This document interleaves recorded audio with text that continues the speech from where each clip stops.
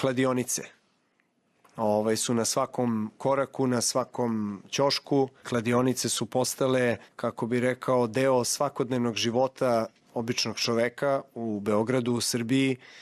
Mnogo se ljudi kladi na sport i mnogo ljudi stavlja finansijsku situaciju svoju, sopstvenu i svoje familije, veliki rizik kladeći se na teniski meč, fudbalsku utakmicu, košarkašku utakmicu. To klađenje i uopšte te kladioničarske kuće koje su bukvalno na svakoj reklami, na svakoj televiziji, na svakom portalu postale toliko dominantne u životima mladih ljudi, ili se ne vidi problem u tome koji stvara u društvu, ili se samo zataškava na neki način, se ignoriše problem.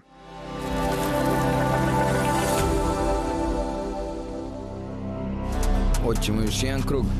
Idi u lokal da brži karticu. Dužina je bitna. Kjec iz X-a, majke.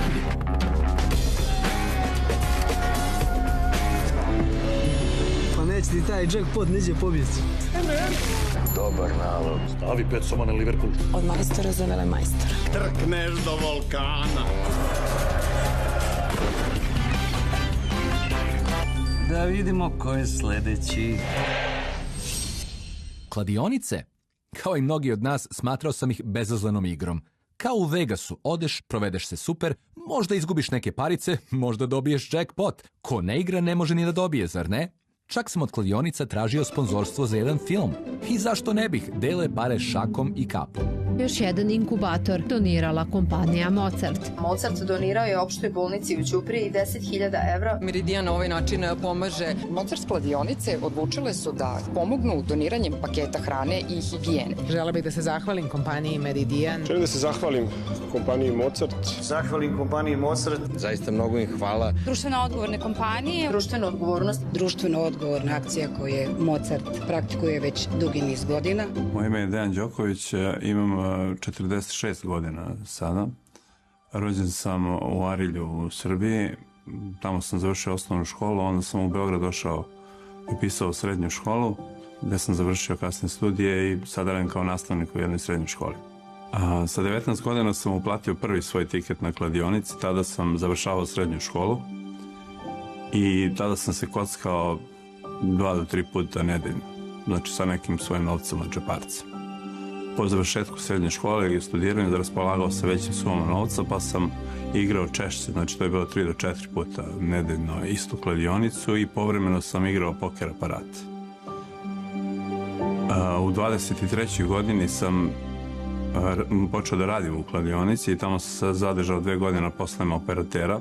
Intenzivirao sam i svoje uplate i češće sam se kockao.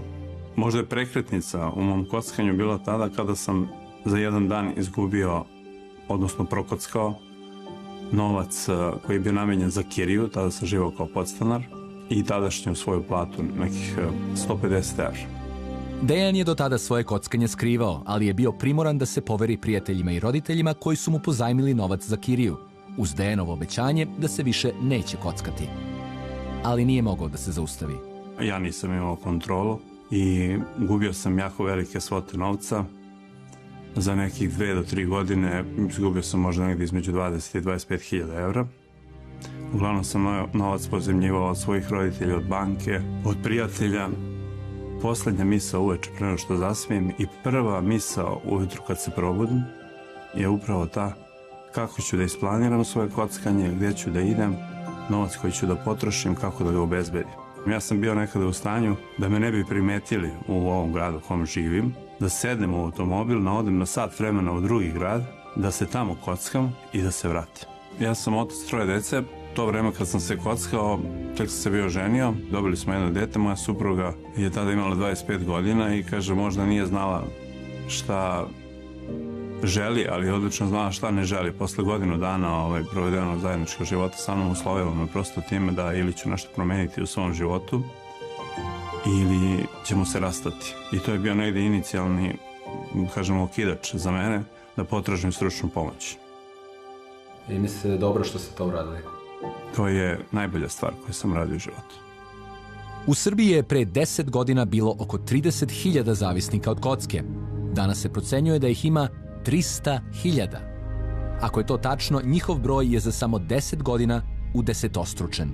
Naša zemlja je druga u svetu po broju kladionica po glavi stanovnika. Na pregledu u specijalnu bolnicu za bolesti zavisnosti Drajzerova godišnje se javi 40.000 osoba. Od toga sa tim poremećajem oko 1000 pacijenata ostane na lečenju koje može da traje i do 6 godina. Veliki procenat onih koji se leče doživi recidiv, mi zovemo, odnosno relaps bolesti. Globalna istraživanja pokazuju da od svih zavisnika od kocke koji započnu lečenje svoje zavisnosti, čak 90% nastavlja da se kocka. Mi zapravo ne govorimo o izlečenju, jer je bolest zavisnosti hronična bolest. Mi kažemo da neko ko ima problem bolesti zavisnosti zapravo može da bude doživotni apstinent i da kontroliše svoju bolest. Da li to znači da faktički nije moguće izlečiti se? Praktično to tako znači. Ne postoji izlečenje, postoji samo zalečenje. Znači ono što razlikuje mene sada i onog dana koji je u procesu, znači kockanja, jeste to što sad vodim jedan organizovan život. Inače, procesi koji se odvijaju u mozgu, jednom gubitak kontrole vezano za kockanje, je trajni gubitak kontrole. Ali kako se razvije zavisnost od kocke? Tebe prijatelji opseduju demoni. Kad kreneš u kockarnicu, treba da staviš etiketu ovako sebi na čelo. Ja sam buzdovan. A ako pitamo nauku, naši mozgovi su dizajnirani na način da traže nagrade. Tu nagradu dobijamo u vidu dopamina, hemikalije u mozgu koje čini da nam bude lepo. Nekada davno, kada smo lovili životinje da bismo preživeli, dobijali smo veliku emotivnu nagradu jer smo uspevali da nahranimo porodicu. Iako živimo modernije, taj primitivni deo mozga je i dalje prisutan i funkcionalan. A kompanije koje se bave proizvodnjom alkohola, duvana i igara na sreću to koriste, jer na sličan način mozak reaguje kada se uzima droga ili alkohol. Navala dopamina preusmerava mozak da želi više droge, što dovodi do zavisnosti. Kada se kockamo i kada dobijemo, primitivni deo našeg mozga nam daje emotivnu nagradu. Neki će uspeti da se odupru napadu dopamina i nastave da žive normalno, ali mnogi neće. Taj osjećaj da si ti na krovu sveta nešto je nezamenljivo. Međutim, pošto taj osjećaj se smanjuje vremenom, što se više kladiš i kockaš, onda ti moraš da podižeš uloge ili da što češće ideš tamo. Tako kockaru normalne aktivnosti prestaju da donose osjećaj nagrade i onda je kocka jedina koja donosi sreću toj osobi. Znaci da ste u problemu i da imate bolest patološko kockanje je ukoliko potrošite više novca nego što ste planirali, ukoliko provedete više vremena u aktivnostima koje su vezane za kocku, a to niste planirali, ukoliko počnete da krijete to od svoje okoline, ukoliko se ljutite, ukoliko vam neko ukaže na to da ste preterali u kockanju. Ali da li su kladionice i kockarnice oduvek bile ovoliki problem? 1932. je pod patronatom kralja Aleksandra Karađorđevića u Banji Koviljači otvorena prva javna kockarnica, ujedno i prva na Balkanu. Iako istorija kockanja seže daleko u prošlost, u čuvenom Kur salonu počeo je razvoj kocke na srpski način. Prva kazina na ovim prostorima otvorena su 1963. godine i to u Portorožu, Opatiji, Svetom Stefanu, Zagrebu i Beogradu u hotelu Majestic. Početkom 1970-ih Tito je napisao čuveno pismo protiv liberala, a kocka je prepoznata kao jedan od elemenata liberalizma. To je značilo ključu bravu za sve kockarnice. Ubrzo, međutim, one su ponovo otvorile vrata, ali samo kockarima strancima. Ulazak u kazino bio je moguć samo uz strani pasoš, dok je za građane SFRJ kockanje bilo krivično delo koje je kažnjivo zatvorom. Zbog toga su naši ljudi išli u inostranstvo da se kockaju. Prve kockarnice koje su bile otvorene i za domaće igrače počele su da rade početkom 80-ih i to u Vrnjačkoj Banji. Posao je doživeo zamah, ali su ga omeli političke krize i raspad Jugoslavije. Kockanje u Jugoslaviji bilo bazirano na bogatima. Kockanje danas je uglavnom bazirano na siromašnima. Kockarnice su podrazumevale neke mračne prostorije u kojima si ti imao određene aparate, rulete, uglavnom se osamljuješ i tu ostavljaš novac i to je bilo nešto potpuno suprotno od sporta. Ti danas nemaš, to se negde spojilo jedno s drugim. Ja ukoliko sedem da gledam utakmicu, mene na svakom time-outu koji je na svakih nekoliko minuta u košarci ili u nekom sportu, svaka reklama ili džingl da će da krenu reklame bombarduje da me podsjeća da treba možda da odigram tiket, da uplatim i onda se to i dešava. Rade Karan, direktor upisa udruženja koje za članice ima neke od najvećih priređivača igara na sreću poput kompanija Mozart, Meridian Bet i Balkan Bet, vidi ovu temu drugačije. Samo deluje da reklama kada su igre na sreće u pitanju ima previše. To je zato što su najveći deo reklama igara na sreću skoncentrisan u kratkom vremenskom periodu, nepresudno u toku i posle važnih sportskih utakmica. Ili na raskrsnicama, čvorištima kada su u pitanju bilbordi. Pitao sam i Dragana Škrbića, direktora Agosa, asocijacije čiji su osnivači Max Bet, Admiral Bet i Soker, o broju zavisnika od kocke u Srbiji. Koliko god daje, mnogo je. Međutim, mislim da mi treba da se fokusiramo više na to šta su rešenja, da radimo na prevenciji, nego o tome da vodimo računa o ciframa. Za obojicu je procena da ima 300.000 zavisnika od kocke u Srbiji sporna. 300.000 zavisnika? Pa toliko nema registrovanih igrača u Srbiji. To znači svako ko prođe pored kladionice bit će proglašen zavisnikom. Zapravo po tom merilu bi bilo još više zavisnika, jer je teško prošetati se gotovo bilo gde u gradu, a ne proći pored bar jedne kladionice. Pre neki dan sam video kod mog prijatelja i kolege na Instagramu i izbrojao je u svojoj ulici u Zemunu 17 kockarnica i kladionica. Evo, ja ću vam sad otvoreno reći, u Srbiji ima oko 2700 kladionica u ovom momentu. Taj broj je javan i transparentan i nalazi se na sajtu Uprave za igre na sreću. Veoma često taj podatak zloupotrebljavaju neodgovorni pojedinci, veoma često i političari u predizbornoj kampanji, želeći naduvavanjem tih cifara i prenaglašavanjem problema da se približe svojim biračima. Ipak, prema istraživanju Bloomberg Adrije, broj uplatnih mesta 5 najvećih kladionica po prihodu u Srbiji veći od broja filijala 5 najvećih supermarketa. Profit kladionica je ogroman. Flutter, najveća svetska kompanija za klađenje na mreži, istakla je da je srpsko tržište klađenja vredno čak 700 miliona evra. Uz to se starosna granica kockara pomera na dole. Iako je maloletnicima zvanično zabranjen ulazak u kladionice, brza pretraga po društvenim mrežama pokazuje da možda i nije baš tako. Kao u slučaju TikTok snimka sa opisom "Ja sa 7 godina u kladionici".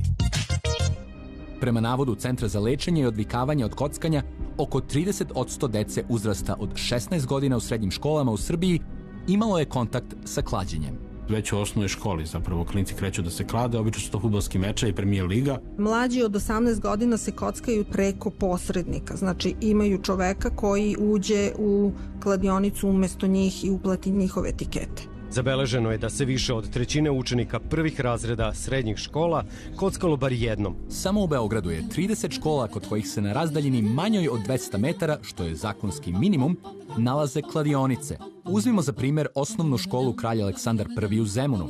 Nije teško izbrojati korake od škole do najbliže kladionice, u ovom slučaju kladionice Mozart. 80 koraka. Iz ptičije perspektive postaje još očiglednije da je čitav kraj oko škole pa i šire zapravo preplavljen kladionicama i kockarnicama.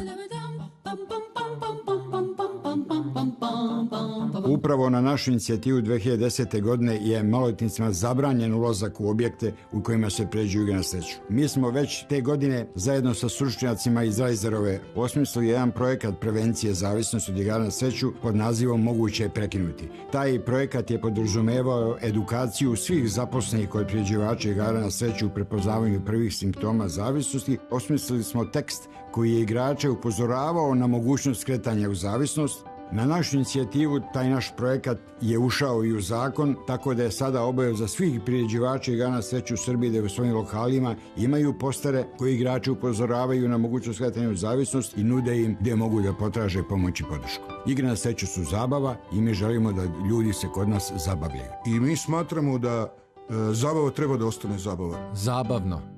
I dok je tačno da su priređivači igara na sreću pokrenuli mnoge pozitivne inicijative koje su, kako navode, podstakle zakonska rešenja, želeo sam i Upravi za igre na sreću Ministarstva finansija Republike Srbije da postavim nekoliko pitanja, ali do kraja snimanja filma nisu odgovorili na dopis.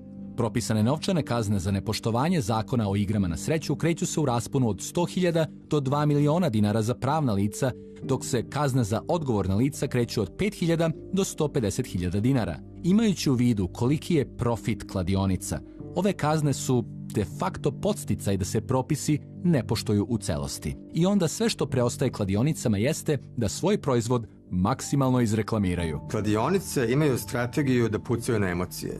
Znači oni plasiraju reklame recimo u kojima je reprezentacija Srbije nešto blista, to je neka režija, to sve puca, razumeš? I na kraju samo zalepe njihov logo, čisto da ljudima vežu tu emociju za taj logo. Često uzmu, recimo, stave nekog manekena ovako obučenog u neki sako, ja sam namerno sad obukao za ovo snimanje, pa su tu oko njega neke devojke i taj lik je tu najjači frajer, on se kocka.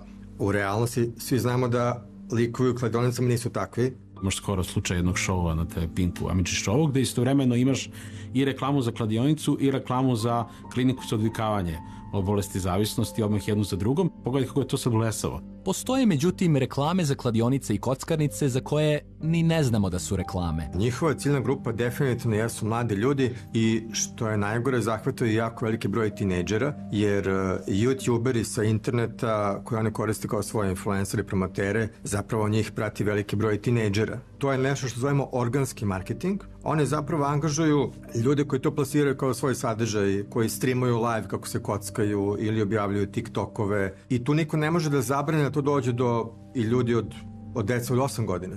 Pa ja mislim da tu kladionice ili priređivači nemaju uticaj na to ko će da gleda sadržaj. Ali ono što mogu da kažem to je da se striktno pridržavaju zakona. Priređivači igara na sreću u Srbiji se reklamiraju isključivo po zakonu. Prilikom reklamiranja i oglašavanja ne targetiraju se posebno neke grupe prema polu i uzrastu. Tvrdnje da se priređivači fokusiraju prema mladima naprosto nisu tačne, jer da smo fokusirani prema mladima angažovali samo youtubere za snimanje reklama, a angažovanje drugih poznatih ličnosti iz sporta, umetnosti i kulture bio trend u svetu i ne vidim razlog da to ne bude i u Srbiji. Znam influencere koji su mi govorili da nikada ne bi kladionice reklamirali i sada ih reklamiraju. Prosto kada se pojavi neka poznata kladionica i ponudi 20, 50, 100 hiljada eura, onda padaju sve te moralne kočnice, a onda oni kreću da racionalizuju i kažu, pa dobro, u stvari, evo glavna TV-o i ovaj najpoznatiji pevač ih reklamira i ovaj najpoznatiji glumac, pa što ne bih i ja. To je novac koji ti influenceri ne bi mogli nikako da zarade ni približno od nekih drugih sponzora. Izgleda da je jedina sigurica da se obogatite od kladionice ta da je reklamirate. Najčešće ti ljudi koji se pojavljaju u reklamama ne idu u kladionice. Da se kockate? Ne. Zbog čega?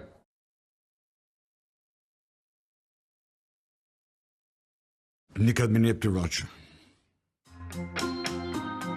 Danas mnogi kojima se mladi dive, poput NBA košarkaša Nikola Jokića, reklamiraju upravo ono što u realnosti podriva pravi uspeh. Nikola, ja bih malo razmislila o nekim drugim aspektima. Teško je reći direktno nemoj to da uradiš. Možda će gledati ovo. Možda, da. Ste imali neke ponude od kladionice da ih reklamirate?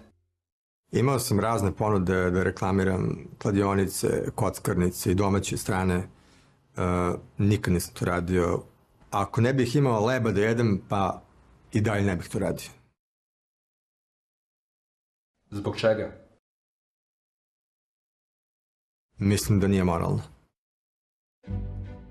Jel posećujete kladionice, kockarnice? Ne, ja sam iz Milanovca. Ja? Da. Ne. Bož sačuvaj. Da. Posećujete? Da. Za 100 dinara, 50 dinara tiket, to je penzionerski. Zbog čega posećujete kladionice? Radi zab. Pa imate, otkud znam, razumno da. Jel se više dobio ili izgubio?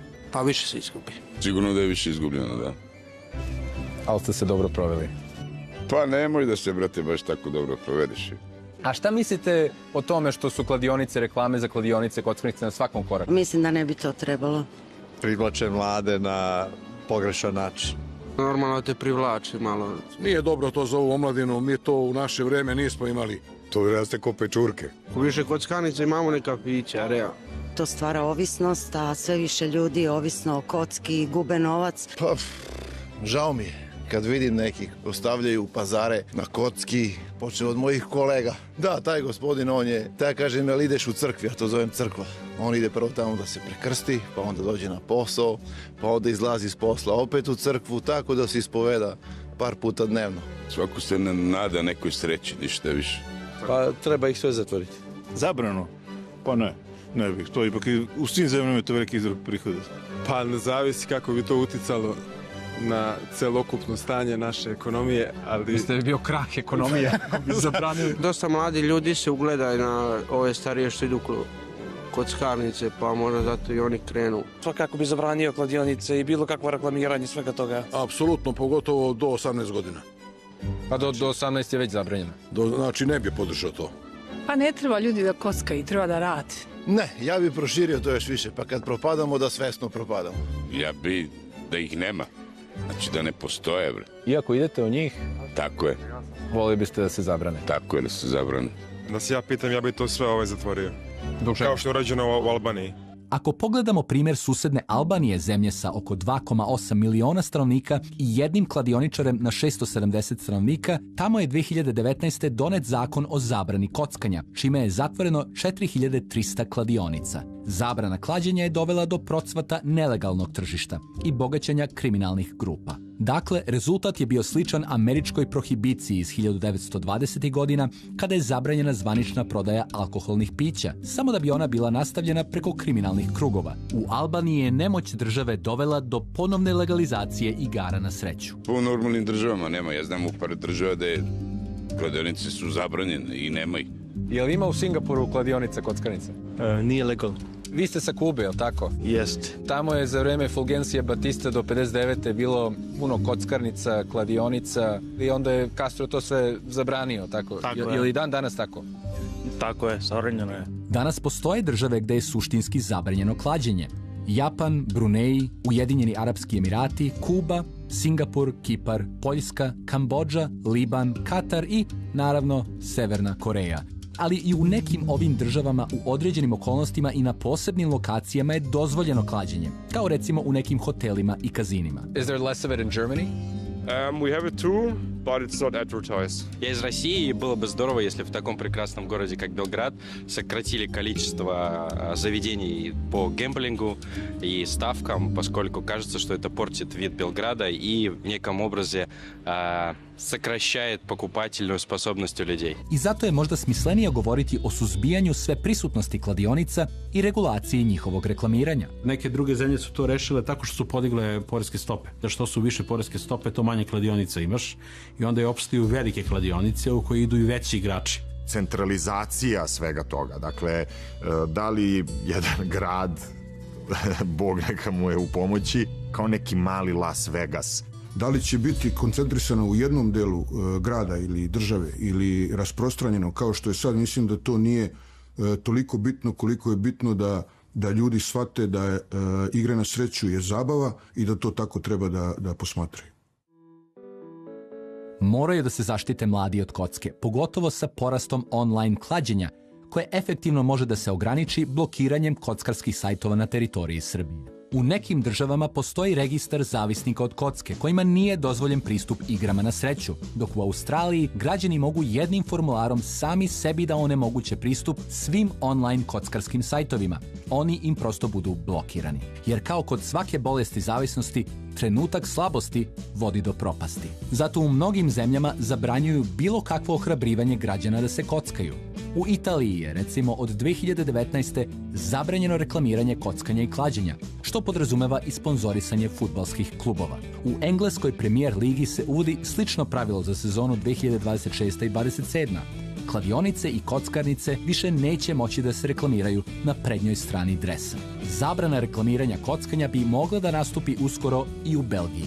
Striktne zabrane nisu dobre.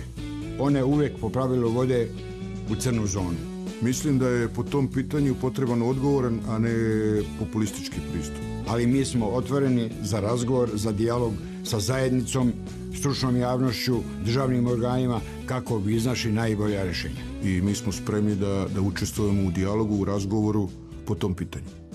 Masovna pojava kladionica je zapravo kao temperatura u organizmu. Da, treba smanjiti temperaturu, ali morate također doći do izvora bolesti. Trebalo bi društvo naše da ozdravi, pa će onda biti manje i kockanja. Što siromašnija zemlja, to veća iluzija o tome da će postati bogat kao vi iz bogatih zemalja, tako da sve što tamo ne prolazi uvaljuje nama. Navikli smo se da imamo brzu zaradu, a da nemamo ništa uloženo za tu brzu zaradu, a da onda kad ne postigneš to, jer je namešteno da izgubiš, takav je sistem, okriviš sam sebe. I to je jedan savršen sistem koji ne može da propadne. Kako ne može da propadne, šta da radimo?